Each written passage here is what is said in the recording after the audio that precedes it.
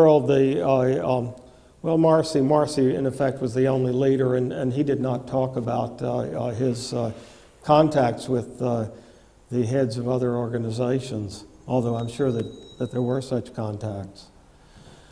I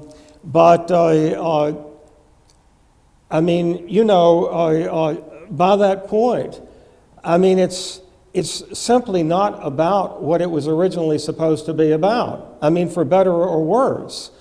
I mean, in the case of Lenin and Trotsky in the Soviet Union, I mean, I suppose that what happened was that you had this shell of Marxist rhetoric, and that they simply appropriated it for a particular situation. You know, I mean, I'm not a mind reader. I don't know what their level of sincerity was, but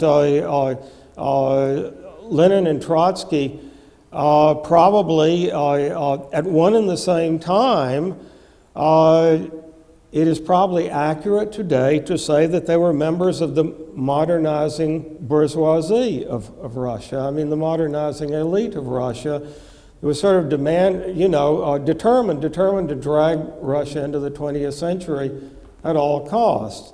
I mean, you have that. At the same time, I mean, there is no question but that Lenin and Trotsky, you know, in such years as, I mean, from 1917 to 1920, and even possibly even after 1920, they had a very strategic view in which they were trying to coordinate revolutions, you know, ranging all the way from Germany, where they were very active, to China, where they were very active.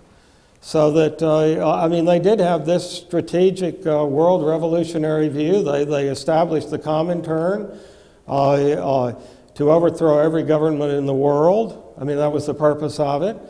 And in order for as far as I know, there was only one party from each nation that could join the Comintern, but every party in the Comintern had to have an illegal wing.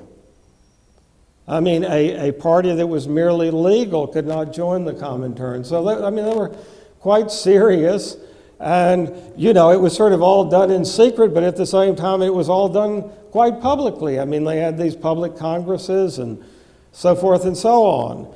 I just can't resist mentioning that the actual heads of the Communist Party of the United States were Comintern operatives who were sent in and then, you know, and then pulled back out.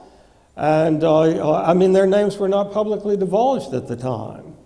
It was a secret. I mean, it was a secret who the actual head of the U.S. Communist Party was. Jake Gullis and Gerhard